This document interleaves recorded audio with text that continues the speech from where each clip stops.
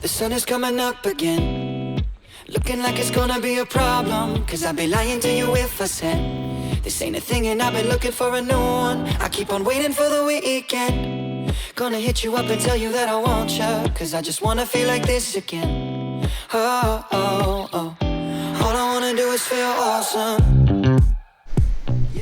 Oh my god, so strong. Hello my little book dragons, welcome back to my channel. Today we're going to be talking about a really serious thing, but also a really important aspect of your reading life that I think everyone should be looking at every single time that you make your TBR, or every single time you go ahead and decide to read a book or to pick up something new on the bookstore, on the Kindle store, whatever is it that you get your books from. Is something that we all should be thinking, which is really to make sure that your TBR is inclusive and diverse. Now, why is this so important, you might ask? Well, I really think it helps us to confront personal and systematic bias, as well as navigate difficult yet necessary conversation. It can also help create safe places in school, at work, or even just walking down the street.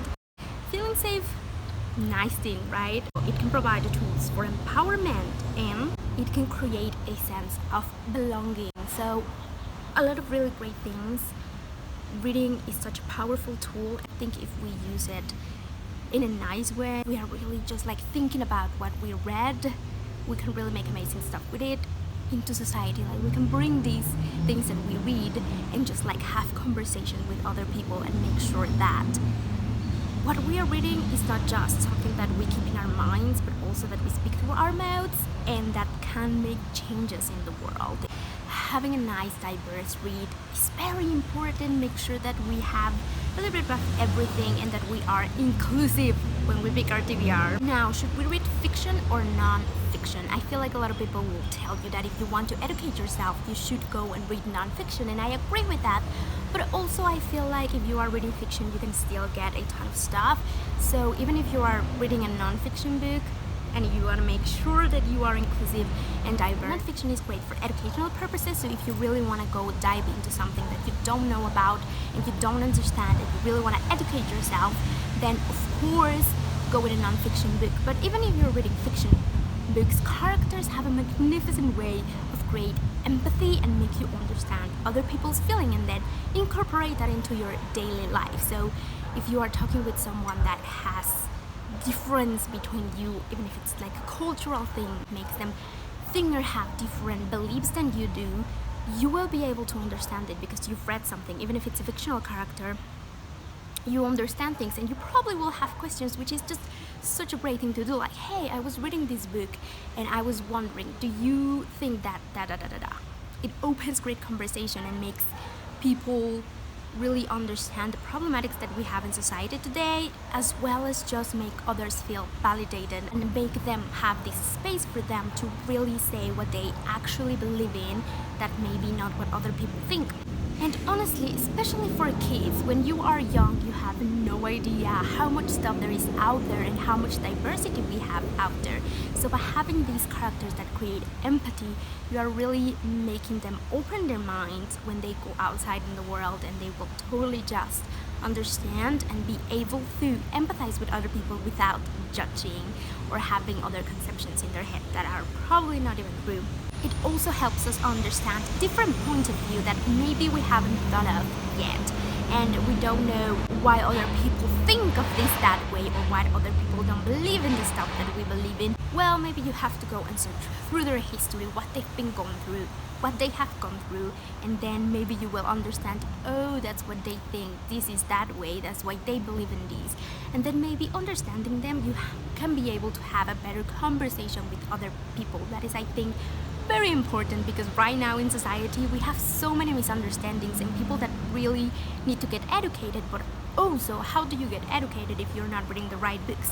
If the only thing that we are advertising is the exact same book everywhere and it's not really a diverse read, it's not an inclusive read, well, we have to make sure that we are reading the right books. And even if they're not the right books, we can always learn from something, and when we read something and we disagree with that, we can always go ahead and again open a conversation about it that is going to make people think. Now, here are 6 things that I've been doing to make sure that my TBR is diverse and inclusive tip number 1 is to research the author before you start reading, or even after you start reading. If you forget about this and then sometimes you read something and you're like, why is this idea in here? Like, why are we putting this topic like this?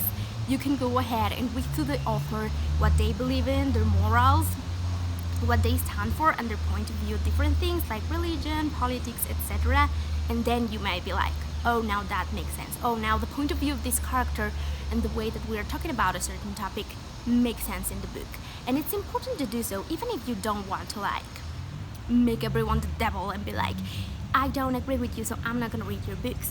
Maybe we should see it another way. Maybe we should see it like, you know what, that is such a crazy point of view that I don't understand, that I do not appreciate. So maybe by reading your work, I will understand you. And even if I don't, I will now have the tools to say, hey, I hear you, I understand where you're coming from, but here is my opinion. And if we can have all this open conversation and we can really listen to each other, we will be able to actually commit into something that will benefit everyone.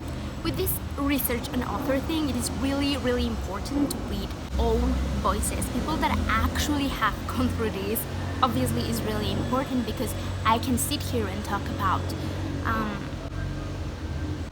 what Black people are going through right now, for example, but I haven't gone through that. I am Mexican, I have gone through a little bit of racism, but it is not the same. So sometimes also it's very important to shut up and listen, or shut up and read about it and get educated, instead of just like giving our opinions. Like, our opinions are really important, but if you're not talking about your own voice and your own story, maybe hold on, make sure that you are getting all the points of view, make sure that you're getting educated, and then you can have a nice opinion that is going to align to your morals and to what you actually believe in.